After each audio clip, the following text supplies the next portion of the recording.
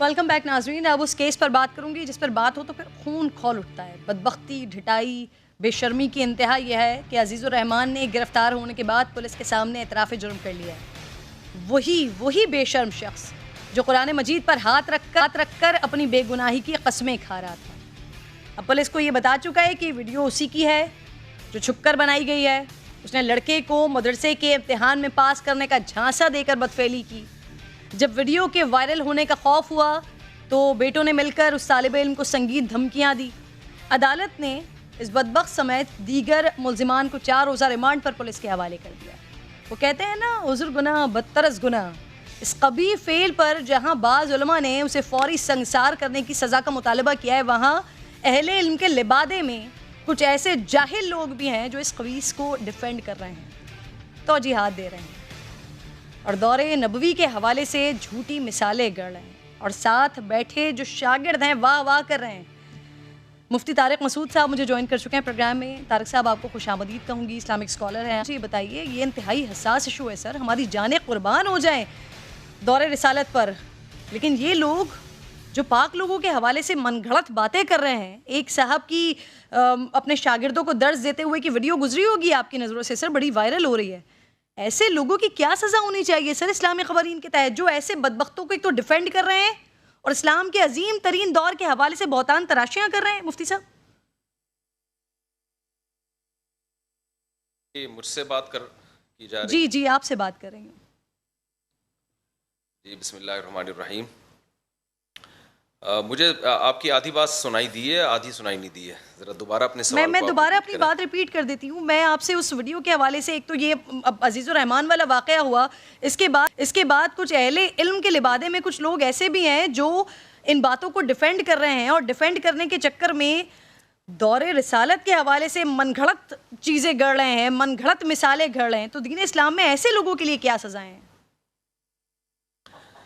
دیکھیے، رسول اللہ صلی اللہ علیہ وسلم نے ارشاد فرمایا، لو ان فاطمۃ بنت محمد سرقت لقطعتها، او کما قال صلی اللہ علیہ وسلم. آپ نے فرمایا اگر میری بیٹی فاطمہ چوری کرتی تو میں اس کے بھی ہاتھ کاٹتا. تو اسلام میں لسانیت نہیں ہے، عصبیت نہیں ہے، جرائم اور سزائیں سب کے لیے ایک جیسے ہیں. تو یہ فرق کرنا کہ کسی مدرسے میں یہ جرم ہوا ہے یا کسی یونیورسٹی میں ہوا ہے، تو یہ غلط بات ہے. اور صحابہ کی طرف نسبت کرنا ایسے موقع پہ، صحابہ میں اس نوعیت کا جرم ہمیں ملتا ہی، دور نبوی میں یہ جرم ہوا ہی نہیں ہے. لڑکوں سے بدفعلی کا جو ایک جرم ہے، یہ دور نبوی میں تو اس کی مثال نہیں ملتی ہمارے سامنے کوئی. یہ تو بعد میں لوگوں میں جب اسلام دنیا میں پھیلا تو کچھ ایسے کیسز آئے، اور جب یہ ہوا جرم تو پھر ان کو سخت سزا دی گئی ہے. حضرت علی رضی اللہ تعالیٰ عنہ کے دور میں یہ ان کے دور خلافت میں، حضرت ابو بکر کے دور خلافت میں ایسا ہوا تو حضرت علی نے حضرت ابو بکر سے مشورہ لے کے ان کو زندہ جلایا ہے. تو اس میں فقہا کا بہت اختلاف ہے کہ کیا سزا دی جائے گی. بعض کہتے ہیں قتل کر دیا جائے، بعض کہتے ہیں دیوار گرا کے مار دیا جائے، بعض کچھ اور. وہ تو حکومت کا کام ہے کہ اس سخت سزا دینا جو حکومت تجویز کرتی ہے. لیکن یہ کہ اس موقع پر اس کو ڈیفینڈ کرنا اور اس کے حمایت میں بات کرنا، یہ بہت ہی غلط رویہ ہے. ایسے موقع پہ سیدھی سی صاف بات ہے کہ بھائی جس نے جرم کیا ہے اس کو سزا ملنی چاہیے. 2 اور 2 4 کی طرح بات. ہاں یہ میں ضرور کہتا ہوں ایک بات اس موقع پہ کہ بعض لوگ یہ سوال کرتے ہیں کہ بھائی اسلام میں جرم پہ پردہ ڈالنے کا بھی تو حکم ہے، جرم کو چھپانے کا بھی تو حکم ہے. اللہ تعالیٰ کا ایک نام ہے ستار، تو اللہ تعالیٰ کو یہ پسند ہے کہ لوگ ایک دوسرے کے گناہ پہ پردہ ڈالیں. تو یہ بالکل ٹھیک بات ہے، گناہ کو چھپانا چاہیے، ایکسپوز نہیں کرنا چاہیے. لیکن جو محترم کی ویڈیو سامنے آئی ہے اس میں یہ بات بھی سامنے آئی ہے کہ یہ بہت عرصے سے ان کو تنبیہ کی جا رہی تھی اور بہت عرصے سے ان کو سمجھایا جا رہا تھا، یہ باز نہیں آ رہے تھے. اور کچھ جرائم ایسے ہوتے ہیں جو آپ کی ذات تک محدود ہوتے ہیں، آپ چھپ کے کیا کر رہے ہیں یہ اللہ جانے آپ جانے. اگر کوئی دیکھ لیتا ہے تو شریعت اس کو ایکسپوز کرنے کی. سوری میں اپنی بات ایک چھوٹی سی کمپلیٹ کر لوں. کیا آپ چھپ کے کیا کر رہے ہیں، بند کمرے میں کیا کر رہے ہیں، یہ آپ جانے آپ کا اللہ جانے. اگر کوئی دیکھ بھی لیتا ہے تو شریعت نے حکم میں پردہ ڈالا جائے. لیکن جو گناہ متعدی ہوتے ہیں، متعدی کا مطلب آج اس کو نہ روکا گیا تو کل دوسرا بھی اس میں مبتلا ہوگا، کل تیسرے کو بھی. یعنی یہ ظاہر ہے جو بھی یہ کام کرتا ہے وہ تو معاشرے میں بیماری پھیلا رہا ہے نا، ایک طرح سے وہ دوسروں کو بھی اس کی لت ڈال رہا ہے، عادت ڈال رہا ہے. تو جو بھی گناہ ایسا ہوگا جس سے دوسرے متاثر ہو رہے ہیں، معاشرہ متاثر ہو رہا ہے، وہ قابل معافی نہیں ہوتے. صحیح سر، یہ مسئلہ جو آپ کہہ رہے ہیں کہ دین اسلام میں عصبیت نہیں ہے، لسانیت نہیں ہے، لیکن یہ یہاں پر تو مسئلہ معاف کیجیے گا لیکن عصبیت کا لگ رہا ہے. وکیل وکیل کی طرفداری کرے گا، صحافی صحافی کی طرفداری کرے گا، عالم عالم کی طرفداری کرے گا. سر غلط ہو رہا ہے. اگر ایک عالم اس موقع پہ عالم کی طرفداری کر رہے ہیں، وہ ویڈیو میں نے بھی دیکھی ہے کہ صحابہ کرام کی طرف نسبت کی ہے کہ غلطی صحابہ سے بھی ہوئی ہے، تو اس نوعیت کی غلطی ہے. پہلی بات تو ہوئی نہیں ہے. دوسرا، اگر کسی سے ہوئی ہے اور گواہوں سے، شرعی گواہوں سے ثابت ہوا ہے تو سزا بھی تو ملی ہے نا اس پہ. نبی صلی اللہ علیہ وسلم کے دور میں ایک صحابیہ کے بارے میں ثابت ہوا کہ انہوں نے ان سے گناہ ہوا ہے. یہ والے گناہ تو نہیں تھے یہ جو ہومو سیکس کے، یہ تو ایک غیر فطری عمل ہے. یہ تو صحابہ اس کو جانتے بھی نہیں تھے کہ یہ کیا ہوتا ہے. یہ تو تھی نہیں تھی. زمانہ جاہلیت میں زنا عام تھا، تو کچھ لوگوں نے یعنی جب گناہوں سے توبہ کی ہے تو ظاہر ہے جیسے شراب اسلام میں بعد میں حرام ہوئی، زنا پر پابندیاں لگی ہیں اسلام میں، تو بعض حضرات سے ایسے جرم ہوئے ہیں جس میں انہوں نے توبہ کی ہے اور پھر ان کو سزا بھی ملی. حضرت معاذ رضی اللہ تعالیٰ عنہ کا واقعہ ہے کہ ان سے زنا سے رزق ہوا، نبی کے پاس آئے تو آپ صلی اللہ علیہ وسلم نے ان پہ سزا جاری کی ہے. تو لیکن اس نوعیت کا جرم صحابہ کے دور میں جہاں تک میری معلومات ہیں کسی صحابی سے ثابت نہیں ہے کہ ان سے یہ والا جرم ہوا ہو جو یہ ایک مذہبی شخصیت سے ایک جرم ہوا ہے. دوسری بات، اگر ہوا بھی ہے تو سزا ملی ہے نا اس پہ، تو ہم یہ کیسے ڈیپینڈ کر سکتے ہیں کہ یہ تو اس دور میں بھی ہو گیا تھا، ہوا تھا تو سزا بھی تو ملی تھی، تو ہم بھی کہہ رہے ہیں کہ سزا ملنی چاہیے. ایک اور بڑا مسئلہ ہے سر، وقتاً فوقتاً ایسی ویڈیوز آتی رہتی ہیں مدارس میں جو چھوٹے چھوٹے بچوں پر بےایمانہ تشدد ہوتا ہے سر، لیکن علماء کرام کی جانب سے اس طرح سے آواز اٹھتی میں دیکھتی نہیں ہوں سر. علماء کرام اس کو روکنے کے لیے، تشدد کے خاتمے کے لیے سر قانون سازی نہیں کروانا چاہتے ہیں، مدارس کو رجسٹریشن میں نہیں لے کر آنا چاہتے ہیں. سر ایسا کیوں ہے؟ دیکھیں، تشدد کے واقعات یا اس طرح کے جو لڑکوں سے بدفعلی کے واقعات ہیں یہ ہر جگہ ہوتے ہیں. میں دو انتہاؤں کے خلاف ہوں. یہ جزوی واقعات ہیں، تشدد کے ہوں یا بدفعلی کے. اس میں کسی کو یہ کہنا کہ مدرسے ایسے ہوتے ہیں یہ 100% غلط ہے. اس کی میں ایک مثال دیتا ہوں کہ اگر کسی کو لاہور والوں سے ایک نفرت ہے اور وہ لاہور والوں کے خلاف بولتا رہتا ہے اور اس کو یہ واقعہ اس کے سامنے آئے کہ دیکھو لاہور میں ایک مدرسے میں لاہوری شخص نے یہ کیا ہے اور اس بیس پہ وہ یہ کہے کہ لاہوری ایسے ہوتے ہیں، تو لاہور والوں کو کتنا غصہ آئے گا. اگر یہ واقعہ پشاور میں ہوتا اور کوئی پشتو اسپیکنگ یہ کام کرتا اور لوگ اس پہ یہ کہتے کہ پٹھان ایسے ہوتے ہیں، تو کس قدر غصہ آتا پشتو بولنے والوں کو. اگر یہ کام کراچی میں ہوتا اور کوئی مہاجر یہ کام اردو اسپیکنگ یہ کام کرتا اور اس بیس پہ کوئی یہ کہتا ہے دیکھو مہاجر ایسے ہوتے ہیں، تو کراچی والوں کو کتنا غصہ آتا.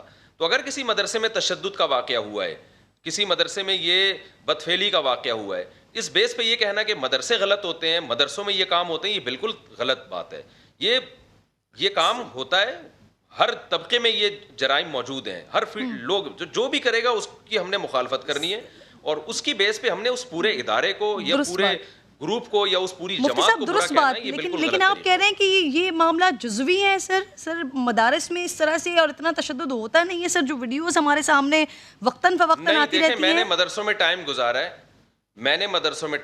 ہے، میں نے بھی 8 سال مدرسوں میں college S M science college جو آپ نے دیکھا ہوگا بولٹن مارکیٹ کے قریب، ایس ایم سائنس کالج، میں یہاں پڑھا ہوں اور میں بھی مدرسے کالج میں پڑھنے کے بعد مدرسے میں آیا ہوں. تو ایسا نہیں ہے کہ مدرسوں میں تشدد اور جو ہے جو جس طرح سے دکھایا جاتا ہے کہ مار پیٹ ہوتی ہے بعض مدرسوں میں، بعض قاری لوگ کرتے ہیں، میں مانتا ہوں اس کو، لیکن اس کی بیس پہ یہ کہنا سارے مدرسوں میں یہ سب کچھ ہو رہا ہے. مفتی صاحب میں نے تو نہیں مار کھائی کبھی جی، نہ میں نے اپنے طلبہ کو کبھی مارا پیٹا ہے. کوئی ایک طالب علم کھڑا ہو کر یہ کہتے کہ میں 20 سال سے ٹیچنگ کر رہا ہوں مدرسے میں، کوئی ایک طالب علم، میرے سینکڑوں طلبہ ہیں، کوئی ایک طالب علم کہے کہ مفتی طارق مسعود صاحب نے 20 سال کے عرصے میں کبھی ایک تھپڑ بھی ہم کو مارا ہے، تو اس سے بڑی کیا دلیل؟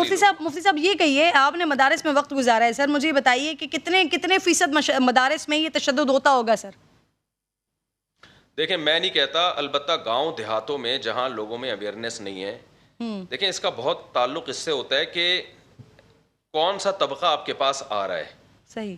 جس قسم کا طبقہ آپ کے پاس آ رہا ہے، اچھے خاندانوں کے لوگ مدرسوں میں جائیں گے تو اچھے لوگ پیدا ہوں گے، اور ایسے لوگوں مدرسے میں جائیں گے جو چور اچکے ٹائپ کے، اور جیسے بعض لوگ کیا کرتے ہیں کہ کہیں داخلہ نہیں مل رہا تو چلو جی مدرسے میں اس کو ایڈمیشن کرا دو، اس کا یہ گھر میں تو کنٹرول ہو نہیں رہا تو مدرسے میں لا، تو ایسی جو پروڈکٹ آئے گی وہ تو پھر اسی طرح کی ہوگی.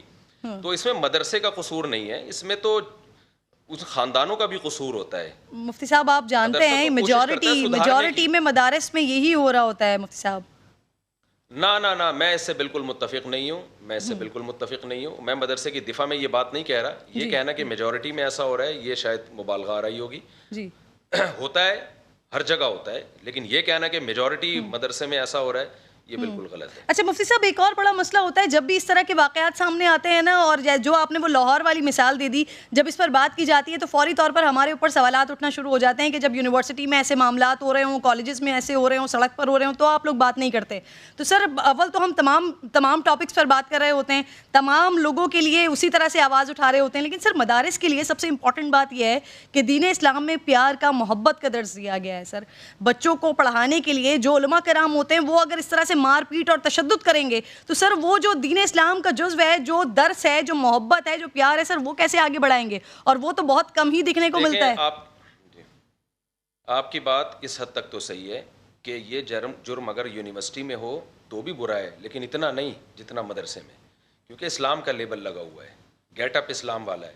आप दुनिया को जो एक देखें, ये जो मदरसे का वाक़या सामने आया, इससे बहुत ज़्यादा बदनामी हुई है दुनिया में। तो इसलिए हम ये कहते हैं कि कोई मदरसे का उस्ताद अगर ये काम करता है, तशद्दुद वाले जो वाक़यात हैं या इस तरह के जो बेहयाई के काम हुए हैं, तो उसकी सज़ा डबल होनी चाहिए, क्योंकि इस्लाम का लेबल लगा हुआ है और लोग यानी इस्लाम बदनाम होता होगा ना इससे दुनिया में। तो हम ये कहते हैं इसकी सज़ा डबल होनी चाहिए, ऐसे लोगों की सज़ा। लेकिन हम ये कहते हैं कि इस तरह के चंद लोगों की वजह से सब उलमा को या तमाम मदरसों को बुरा कहना ये बहुत बड़ी ज़्यादती है, ये भी एक यानी एक गुलूब है, ये बिल्कुल ठीक नहीं है। तो मैं अपनी मिसाल दे रहा हूँ, मैं मदरसे में पढ़ा हूँ, आपके सामने बैठा हुआ हूँ। 20 साल के अरसे में कोई एक तालिब इल्म लेकर आए जो ये कहे मुफ्ती तारिक मसूद ने कभी हमें एक थप्पड़ भी मारा है, और सिर्फ मैं नहीं हूँ जी, और हमारे टीचर्स हैं जो पढ़ा रहे हैं मदरसों में। तो ये गुलूब है। कुछ लोग हैं सख्त हैं, मैंने उनको देखा भी अपनी आंखों से। कुछ तलबा ऐसे भी हैं जिनको बाज़ असाज़ा बहुत सख्ती करते हैं, लेकिन मदारिस में अल्हम्दुलिल्लाह ये चीज़ें कंट्रोल हो रही हैं।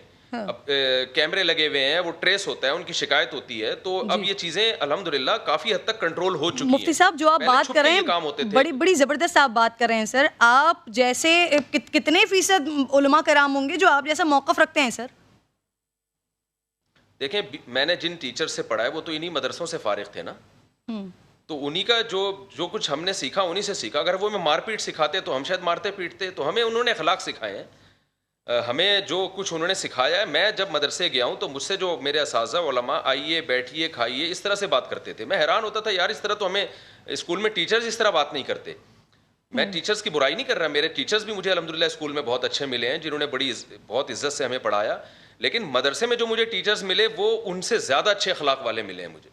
तो स्कूल यूनिवर्सिटी के कॉलेज के टीचर भी मेरे बहुत अच्छे थे, लेकिन मैं जब मदरसे में गया हूँ तो मुझे वहाँ जो टीचर मिले वो उनसे ज़्यादा अच्छे मिले हैं। तो ये जो एक ही लाठी से सबको हाँका जाता है सही, और चंद बुराइयों पे को देखकर सबको मतरून किया जाता है, सबको बुरा भला कहा जाता है, ये तर्ज बिल्कुल भी ठीक नहीं है। सही, बहुत बहुत शुक्रिया आपका मुफ्ती तारिक। में आप साथ मौजूद थे, वक्त ख़त्म हो गया है नाज़रीन, इंशाअल्लाह आपसे मुलाकात होगी कल। अपना ख्याल रखिए, अल्लाह ने के बाद।